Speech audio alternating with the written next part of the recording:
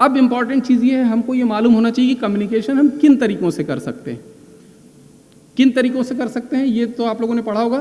किन तरीकों से कर सकते हैं? सबसे कॉमन क्या है कम्युनिकेट करने का तरीका? बोल के। जैसे मैं अभी बोल रहा हूँ आपको, इस कम्युनिकेशन टाइप को कहते हैं वर्बल कम्युनिकेशन। वर्बल कम्युनिकेशन मतलब जो मैं आपको बोल रहा हूँ और आप सुन रहे हैं, ये एक वर्बल कम्युनिकेशन हो गया। और हम सबसे महत्वपूर्ण इसी को समझते हैं कि मैंने किसी को जो बात की उसको समझ में आ जाने चाहिए। ऐसे ही सोचते हैं हम लोग। रोगी को हमने जो बताया वो रोगी को समझ में आ जाना चाहिए। नहीं समझ में आ रहा तो वो मूर्ख है। लेकिन आपको ये जान के आश्चर्य होगा कि जो हम कम्युनिकेट करते हैं तो वर्बल कम्युनिकेशन इज ओनली 7%, केवल 7% है जो सामने वाले व्यक्ति तक पहुंचता है। 38% जो कम्युनिकेशन होता है वो वोकल कम्युनिकेशन होता है। क्या डिफरेंस है वोकल कम्युनिकेशन में और वर्बल कम्युनिकेशन में? वर्बल कम्युनिकेशन जो हम बोल रहे हैं, वोकल कम्युनिकेशन उसी बात को हम किस तरीके से बोल रहे हैं। कोई अंतर हो सकता है? जैसे एक साधारण उदाहरण है, किसी को आपने कहा नहीं नहीं नहीं, तो हमने कहा नहीं ही, लेकिन उसी व्यक्ति को हमने कहा नहीं, अंतर हो गया। सेम शब्द है, नहीं ही कहा गया, लेकिन वोकल जो कम्युनिकेशन है वो डिफरेंट हो गया। वर्बल कम्युनिकेशन सेम है दोनों में, लेकिन वोकल कम्युनिकेशन डिफरेंट हो गया। मैसेज दूसरा कम्युनिकेट हुआ दोनों ही स्थितियों में।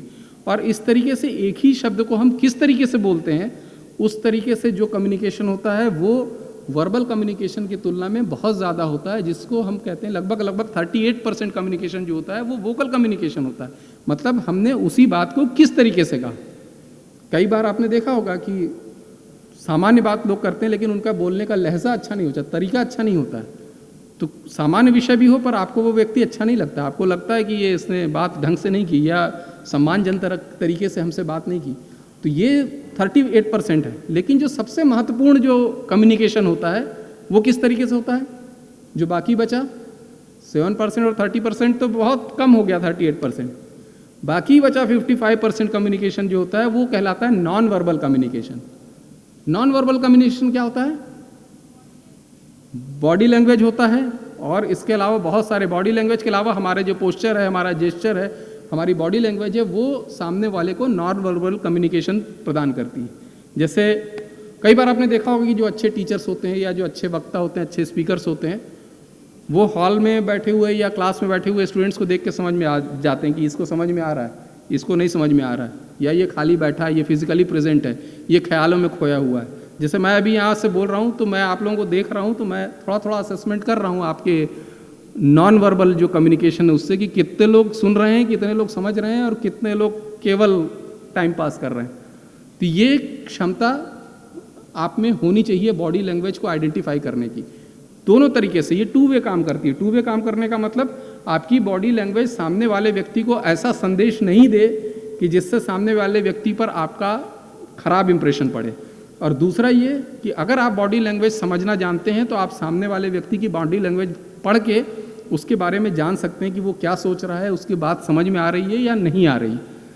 तो बॉडी लैंग्वेज जो देखते हैं बहुत कुछ छोटी छोटी चीज़ें हैं। एक तो सबसे पहला उदाहरण तो हो गया जो हम हमेशा से कहते हैं कि फर्स्ट इंप्रेशन कैसा पड़ता है, जो आप जब व्यक्ति को देखते हो, जब उसने बोलना भी नहीं शुरू किया, तो देखने में लुक में तो बहुत सारी बातें आ सकती हैं। लुक में सबसे कॉमन बात तो ये आ सकती है कि आपने कैसे कपड़े पहने हुए हैं, आपके हेयर स्टाइल कैसे है, आप नहा धो के आए हैं कि नहीं, जूते पॉलिश हैं कि नहीं, कपड़े साफ सुथरे धुले प्रेस्ड हैं कि नहीं। ये सामान्य चीज़ें हैं जिनका इंप्रेशन पड़ता है। यदि आप मैं अक्सर अपने चिकित्सा छात्रों से एक बात पूछता हूँ कि यदि आप किसी चिकित्सालय में उपचार करने जाते हैं और वहाँ 2 डॉक्टर हैं, एक डॉक्टर ऐसा है जो बढ़िया जीन्स पहने हुए, ब्रांडेड सबसे महंगी वाली जीन्स और बढ़िया लाल रंग का जूता, एक ब्रांडेड 10,000 रुपये का, और उसके बाद बिना बाहों वाली टी शर्ट, और उसके बाद दोनों बाहों में टैटू, और बाल लाल काले पीले हरे नीले, एक कान में बुंदा, और तरह तरह की डिज़ाइन बनाए हुए हैं। आप उस व्यक्ति से इलाज कराना चाहेंगे कि वहीं एक जो दूसरा डॉक्टर जो प्रॉपर एप्रन पहने, नहाए धोए, जूते पॉलिश किए हुए, बढ़िया शेविंग किए हुए और बाल वगैरह प्रॉपर बनाए हुए खड़ा है, उससे इलाज कराना चाहेंगे? सारे लोगों का ये कहना होता है कि हम उस जो एक डॉक्टर के रूप में दिख रहा है उस व्यक्ति से उपचार कराना चाहेंगे। जबकि ऐसा ज़रूरी नहीं है कि वो जो व्यक्ति जीन्स पहन के खड़ा है वो कम जानता हो सकता है वो इससे बेहतर जानता होगा, हो सकता है वो इससे बेहतर डॉक्टर हो। लेकिन जो पहला इंप्रेशन पड़ा हमारे दिमाग में, जो भी मैंने बात कही पहले की प्रोग्रामिंग की, हमारी सबकी प्रोग्रामिंग है। इस दुनिया में जितने लोग हैं सबकी कुछ कुछ प्रोग्रामिंग है। हर व्यक्ति जान के चलता है कि ये डॉक्टर है तो ये ऐसा दिखना चाहिए, उसके दिमाग में एक छवि बनी हुई है। ये नर्स हैं तो ये ऐसी दिखनी चाहिए, इनका व्यवहार ऐसा होना चाहिए, उसकी भी एक छवि बनी हुई है। तो जब उसको वो छवि वैसी नहीं मिलती है तो वो जो इम्प्रेशन उसके ऊपर पड़ना चाहिए वो इम्प्रेशन पड़ता नहीं है।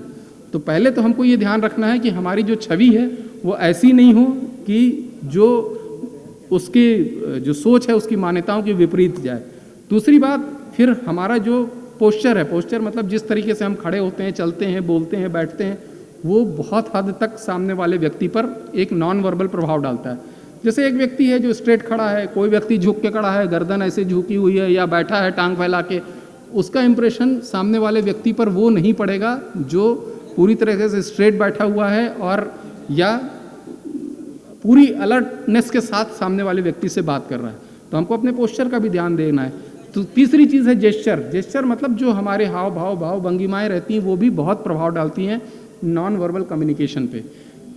कभी कोई व्यक्ति अगर हमसे सामने कोई वरिष्ठ व्यक्ति अगर हमारे कोई महिला आ रही है तो यदि आप उठ के सम्मानपूर्वक उससे नमस्कार करते हैं या कोई वरिष्ठ व्यक्ति है उसके लिए आप कुर्सी छोड़ देते हैं, ये छोटे छोटे जेस्चर हैं जो आपका संदेश एक बेहतर नॉन वर्बली कम्युनिकेट करते हैं सामने वाले व्यक्ति तक।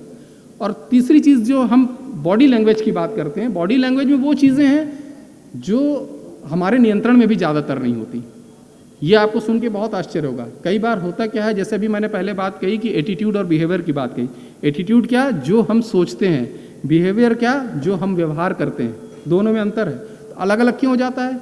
एटीट्यूड ऐसा है कि हो सकता है किसी एक व्यक्ति को मैं पसंद नहीं करता हूँ, मैं उसके प्रति नकारात्मक सोच रखता हूँ, लेकिन हो सकता है कि वो व्यक्ति मेरा अधिकारी है, वो मेरा बॉस है। तो व्यवहार में क्या होगा, नहीं सर आप तो बहुत अच्छी बात करते हैं, आप तो बहुत बढ़िया हैं, मैं व्यवहार क्या कर रहा हूँ, मैं व्यवहार वो कर रहा हूँ जो मेरा एटीट्यूड नहीं है। मेरा एटीट्यूड उसके प्रति नकारात्मक है लेकिन मेरा व्यवहार कुछ और है। लेकिन एक और बात कही जाती है, आपने सुना होगा, एक कहावत है जो कहा जाता है कि अपने विचारों पर ध्यान रखिए, वो कर्म बन जाते हैं। अगर हम अपने एटीट्यूड पर ध्यान नहीं रखेंगे, कब तक हम इस तरह का झूठा आवरण ओढ़ेंगे? एक समय ऐसा आएगा कि हमारा व्यवहार भी वैसा हो जाएगा जैसी हमारी सोच है। तो हमको अपने विचारों पर भी ध्यान रखना है, हमको अपना एटीट्यूड पॉजिटिव रखना है और हमको उसी तरीके से व्यवहार करना है। तो अभी जो हम बात कर रहे थे कि कम्युनिकेशन में, बॉडी लैंग्वेज में बहुत सारी चीज़ें ऐसी हैं जो हमारे नियंत्रण में नहीं होती। बहुत प्रसिद्ध किस्सा हुआ था बिल क्लिंटन के ऊपर, जब कुछ आरोप लगे हुए थे तो कुछ बॉडी लैंग्वेज एक्सपर्ट्स होते हैं, उन्होंने सिर्फ बॉडी लैंग्वेज देख के बता दिया था कि ये व्यक्ति झूठ बोल रहा है। क्यों? क्योंकि उन्होंने ऐसे सूक्ष्म जो हमारे शरीर में परिवर्तन आते हैं उनको ग्रहण कर लिया जो शायद हो सकता है कि सामान्य स्थिति में हमारी सोच नहीं जाती होगी।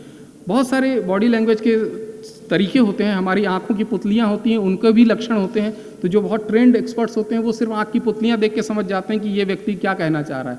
शब्द आपके कुछ और कह रहे हो। भारत में एक और कहावत है कि यदि शब्द कुछ और कह रहे हैं और आंखें कुछ और कह रही हों तो आंखों पर ही भरोसा करना, क्योंकि आंखों पर आपका नियंत्रण नहीं है। इसीलिए चाइना में जो डायमंड व्यापारी होते हैं वो क्या करते हैं, जब व्यापार करने जाते हैं तो काले रंग का चश्मा लगा लेते हैं, जिससे कि उनकी आंख देख के उनके विचारों को सामने वाला व्यक्ति अगर बॉडी लैंग्वेज एक्सपर्ट है तो वो समझ जाएगा कि इसके मन में क्या विचार चल रहे हैं। तो बॉडी लैंग्वेज हमको सीखना बहुत महत्वपूर्ण है। रोगी की बॉडी लैंग्वेज के बारे में देख के भी हम बहुत सारी चीज़ें जान सकते हैं और इसके बाद हमारी बॉडी लैंग्वेज भी ऐसी होनी चाहिए जिससे कि रोगी को अपनापन लगे, रोगी को ऐसा लगे कि ये हमारे लिए चिंतित हैं, ये हमारे स्वास्थ्य की देखभाल उचित तरीके से करना चाहते हैं।